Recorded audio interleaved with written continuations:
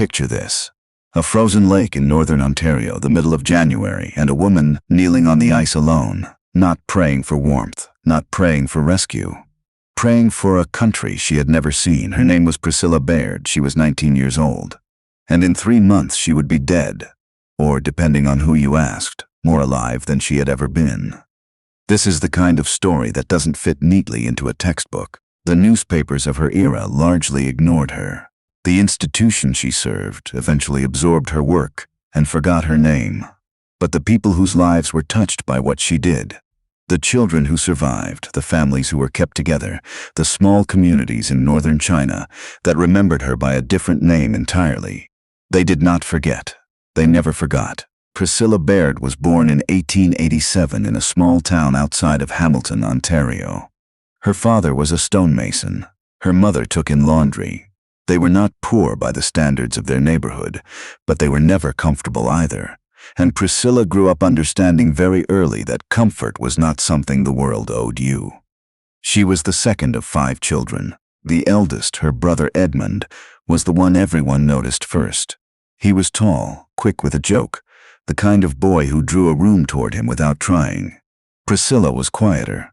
She read everything she could find. She asked questions that made adults uncomfortable.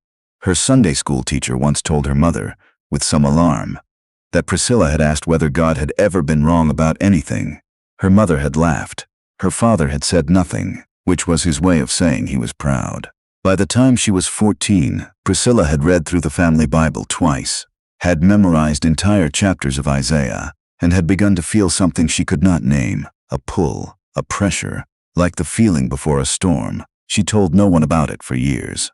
She did not have the language for it yet. The language came when she was 17, at a revival meeting in a church hall that smelled of pine sap and wet wool. The preacher was not remarkable. The music was not particularly moving. But partway through the evening, as the congregation sang a hymn Priscilla had sung 100 times before, something shifted. She said later that it was like a window being opened in a room that had been sealed for years. Not dramatic, not violent, just suddenly air. She did not go forward that night. She sat in her pew with her hands folded in her lap, and she felt, for the first time in her life, entirely certain of something. She was going somewhere, she did not know where. But she was going. The years between that evening and her departure were not easy ones. Her father died of a chest infection in the winter of 1905. Her brother Edmund, who was supposed to take over the household, instead moved west for work and was heard from only occasionally after that. Priscilla was 18. She had 2 younger sisters and a brother still at home and a mother whose hands were beginning to stiffen with arthritis. She did not leave. Not yet. She found work at a dry goods store in Hamilton. She took a night course in storekeeping. She helped her mother manage the laundry. She read when she could. She prayed every morning before the house woke up, kneeling on the cold kitchen floor because she could not afford to let her attention drift, and the cold kept her honest. Some people give up their calling when life gets in the way. Priscilla did something else. She put the calling in her pocket, and she kept walking, and she checked every so often to make sure it was still there. It always was. By the time she was 22, the youngest of her siblings was old enough to earn his own wages. Her mother's hands were worse, but she had a neighbor who helped. Priscilla had saved enough money for a passage. She had written 17 letters to a Missionary society in Toronto. She had been rejected 3 times. The 4th time, the man behind the desk, a heavy-set man named Mr. Caldwell, who wore the same brown waistcoat every time she came in, looked at her across the desk and said quite bluntly, "Miss Baird, we don't typically send single women. You understand the complications." Priscilla said, "I understand the need." He looked at her for a long moment. "You do," he said finally. "That I'll grant you." She left for China in the spring of 1909. She was 22 years old. She had $40, a trunk, a Bible that had belonged to her father, and a letter of introduction to a mission station in Shanxi province that took 3 months to reach by ship and rail and cart. She also had, by this point, a working knowledge of Mandarin that she had taught herself from a grammar book and a dictionary, practicing pronunciation alone in her room by speaking to the wall. She was not afraid. She told people that later, and they never quite believed her. But it was true. She had been afraid for years, afraid of failing, afraid of staying, afraid of what it meant to want something so badly. By the time the ship left Halifax Harbor, she had run out of room for fear. There was simply no space left. She was too full of what was ahead. The mission station at Linfen was nothing like what the pamphlets had suggested. The pamphlets had shown stone buildings, neat gardens, smiling children in tidy rows. What Priscilla found was a compound of mud brick buildings with leaking roofs, a school with no books, a medical clinic run by a single exhausted Scottish doctor who had not slept a full night in 3 years, and a community of people living under pressures that the pamphlets had not bothered to mention at all. This was 1909.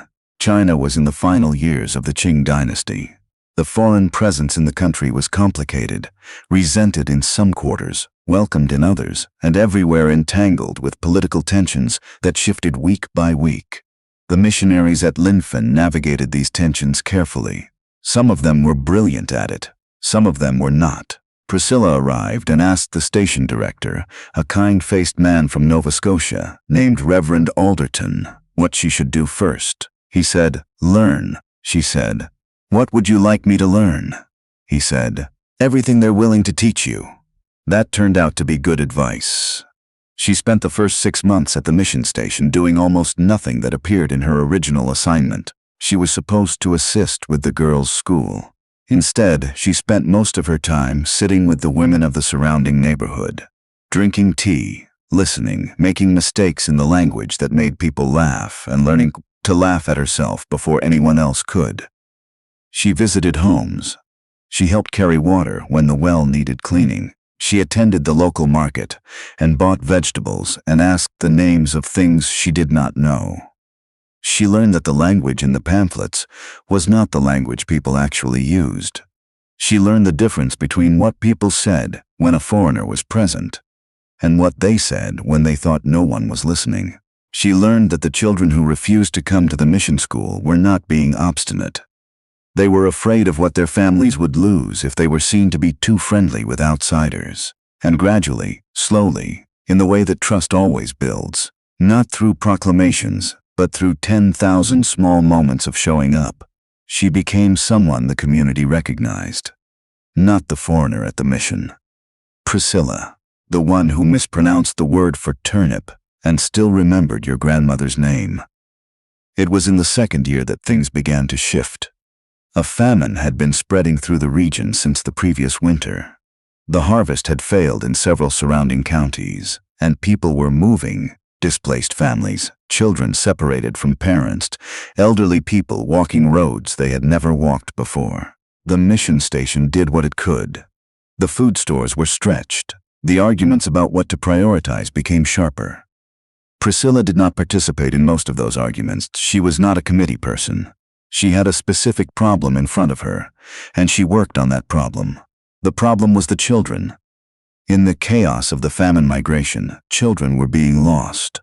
Some genuinely separated from families in the confusion. Some, and this was the part that kept Priscilla awake at night, sold by desperate parents who could not feed them. Some simply abandoned on roadsides by people who had run out of choices. Priscilla began collecting them.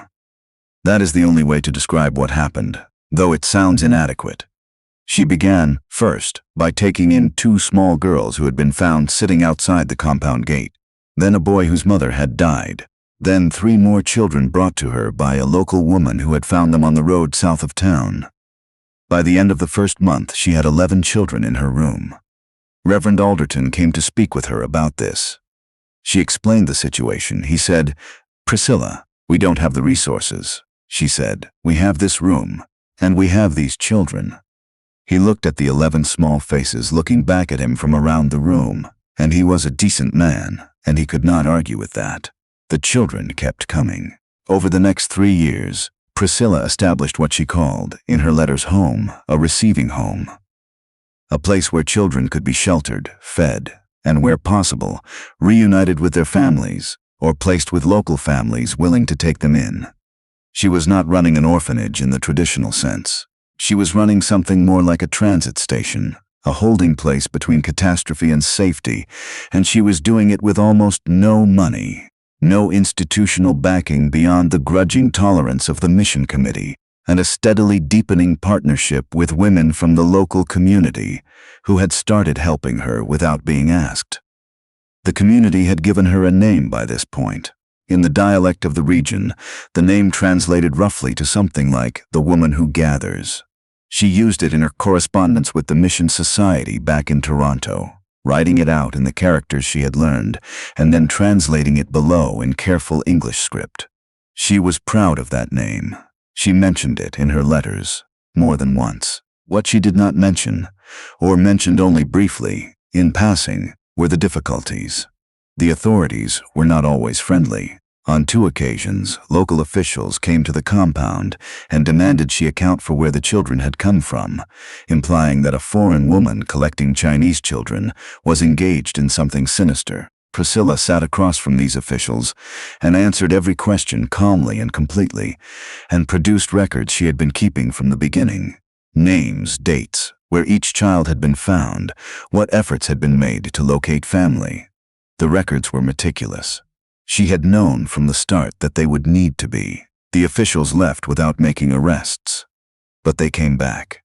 There was a period in the winter of 1912, the year the dynasty fell, and the country shifted into something no one had words for yet, when Priscilla did not sleep more than 4 hours a night for 6 weeks.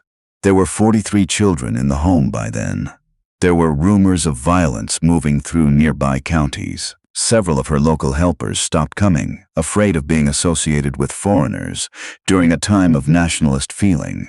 The Scottish doctor had gone back to Scotland. Reverend Alderton was ill. She wrote to her mother during this period. The letter was brief. She said, "The nights are long. The children are well. I am not afraid." She said the same thing she had always said. But her sister, who read the letter aloud to their mother, noticed something her mother perhaps missed. The sentence about not being afraid came this time, after the long nights and the children. Usually it came first. She did not leave during those months. She did not leave the following year either. When a young Canadian man from a different mission organization arrived at Linfen and told her, with great earnestness, that the political situation was too dangerous for a woman alone, and that she should consider returning home. She thanked him for his concern. She said she would think about it. She thought about it for approximately the time it takes to pour a cup of tea. Later that same week, she walked 14 kilometers to a village south of Linfen, where a family had reportedly been hiding a group of 5 children they had taken in from the road, hiding them because they were afraid of the officials and afraid of what would happen if it became known they had sheltered them. Priscilla went alone, without telling anyone at the station where she was going, because she had learned that information traveled faster than people and sometimes arrived in the wrong places first. She came back the following day with the 5 children. She had walked the return journey through the night. The young man from the other mission was still at the station when she arrived. He saw her come through the gate at dawn, 5 half-asleep children trailing behind her, mud on her boots and her face composed and unremarkable. He did not, after that, suggest she go home again. People ask sometimes what motivates someone to do what Priscilla did. To leave everything familiar, to live in discomfort and danger for years on end, to care for children who were not hers, in a country that was not hers, with resources that were never enough. The question usually expects an answer about sacrifice, about giving things up. But the people who knew her best gave a different answer. They said she did not experience it as sacrifice. She experienced it as the most natural thing in the world, as natural as breathing or walking toward light. She had been moving toward this her whole life. The Hamilton laundry, the night course in bookkeeping, the 17 letters to the Mission Society, the Mandarin grammar book, and the wall she practiced against. These were not detours. These were the path. One of the local women who worked alongside her for years, a woman named only as Old Way in Priscilla's letters, once said something that Priscilla recorded in her journal, and which, by some miracle of preservation, still exists. She does not help us because she pities us. She helps us because she has been given eyes to see what is real. Most people close those eyes when things become difficult. She has not learned how to close them.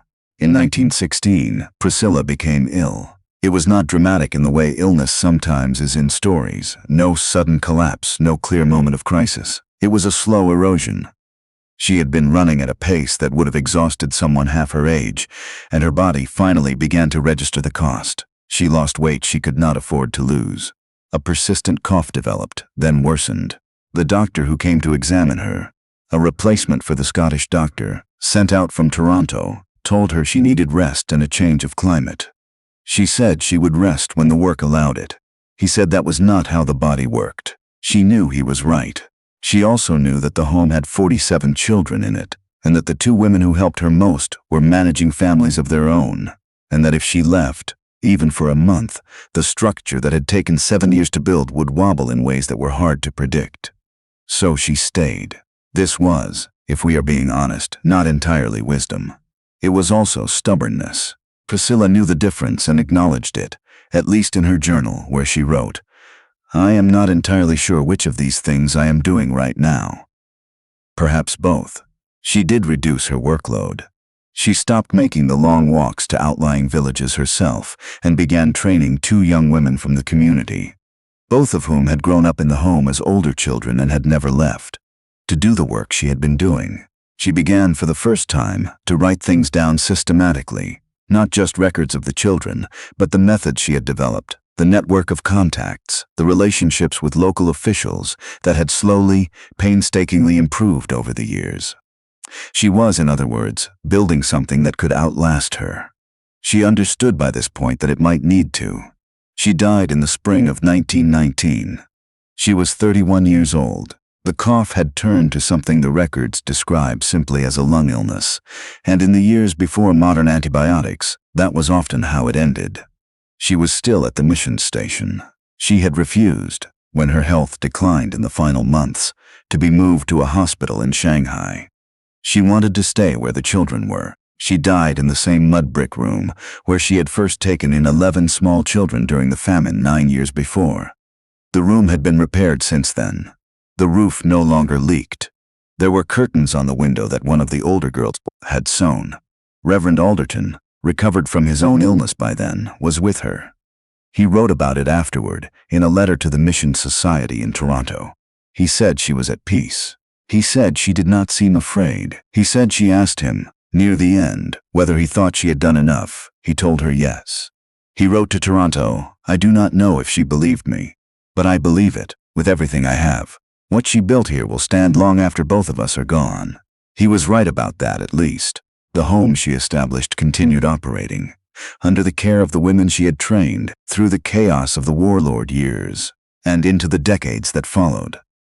The records she kept, meticulous, careful, written in both English and Chinese, were used as the model for a provincial child welfare system established in Shanxi in the 1930s. A Canadian historian who researched the home in the 1970s estimated that over her 10 years of work, Priscilla had directly helped more than 800 children find safety. 800 children. From a mud brick room outside Hamilton, with $40 and a letter of introduction and a grammar book worn soft from use. Her name does not appear in most histories of the period. She was not famous in her lifetime. She did not write a memoir, did not seek recognition, did not give interviews.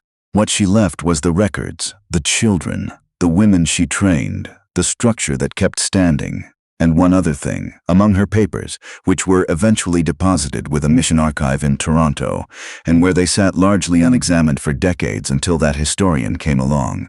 There was a small notebook, not a journal in the usual sense, just a book of names, every child she had helped. Their name, where they had been found, and a short note on where they had gone.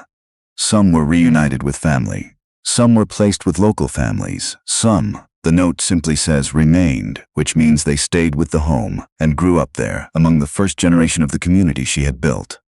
The notebook has 847 entries, 847 names, written in her careful hand, in both English and the Chinese characters she had taught herself from a dictionary and a grammar book and long hours of solitary practice. The last entry is dated March 1919. A month before she died, the child's name is listed, the date is listed, and in the column where she usually wrote a note about what happened next, she wrote only, "Safe.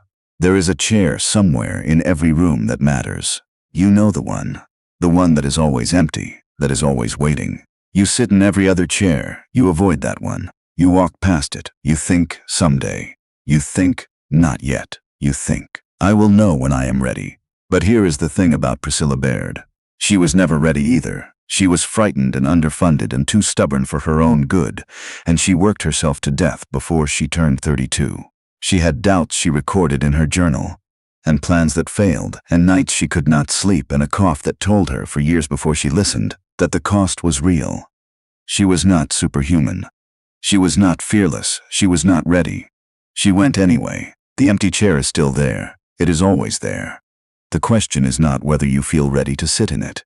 The question is what name you want written in a small notebook, in careful handwriting, in a language you taught yourself because you knew you would need it. The question is what you want written in the column beside your name. The question is whether, when it is over, what you built will stand.